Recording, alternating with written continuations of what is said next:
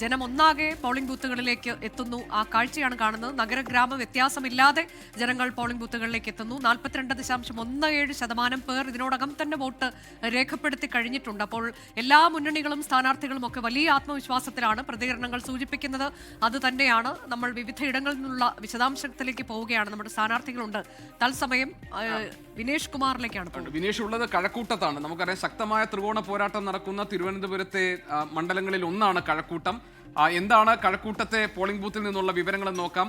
വിനേഷ്, അവിടെ അതിശക്തമായ പോരാട്ടം, ത്രികോണ പോരാട്ടം നടക്കുന്ന മണ്ഡലമാണ് കഴക്കൂട്ടം. അവിടെ എങ്ങനെയാണ് പോളിംഗ് പുരോഗമിക്കുന്നത്?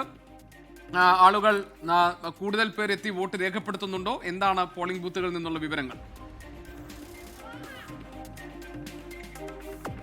ടി കെ അനുജ, ഞാനിപ്പോൾ ഉള്ളത് കഴക്കൂട്ടത്തെ സെന്റ് ആന്റണീസ് സ്കൂളിലാണുള്ളത്. ഇവിടെ രാവിലെ മുതൽ തന്നെ വലിയ തോതിൽ തന്നെ വോട്ടർമാർ എത്തിക്കൊണ്ടിരിക്കുന്ന ഒരു കാഴ്ച കാണാൻ കഴിയുമായിരുന്നു. എന്തായാലും പരമാവധി ആളുകൾ വോട്ട് ചെയ്യാൻ എത്തുന്നുണ്ട്. കാരണം പ്രചാരണം, നമുക്കറിയാം കഴക്കൂട്ടത്തെ ശക്തമായ ഒരു ത്രികോണ പോരാട്ടം തന്നെയാണ് നടക്കുന്നത്.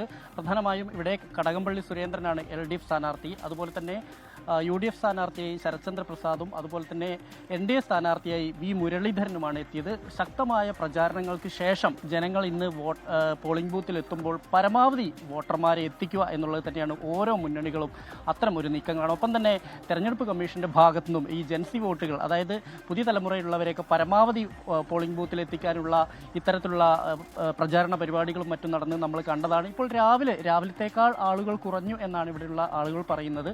രാവിലെ ശക്തമായ രീതിയിൽ തന്നെ ആളുകൾ വലിയ തോതിൽ തന്നെ ആളുകൾ ഇങ്ങോട്ട് ഒഴുകിയെത്തുന്നത് കണ്ടതാണ് വോട്ടർമാർ. എന്നാൽ ഇപ്പോൾ വളരെ കുറഞ്ഞിട്ടുണ്ട്. ഉച്ചയായതോടുകൂടി തന്നെ ചൂട് കൂടിയിട്ടുണ്ട്. അതുപോലെ തന്നെ വീടുകളിൽ നിന്ന് ആളുകൾ എത്താൻ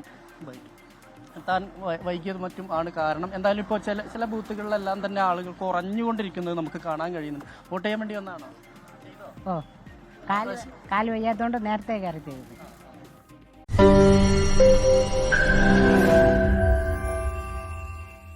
ലോകത്തെവിടെയായാലും ഏത് സമയത്തും 24 വാർത്തകളും ഓഗ്മെന്റഡ് റിയാലിറ്റി പാക്കേജുകളും എക്സ്പ്ലെയിനറുകളും വിശദമായി കാണാൻ ഞങ്ങളുടെ YouTube ചാനൽ നിങ്ങൾക്ക് സബ്സ്ക്രൈബ് ചെയ്യാം.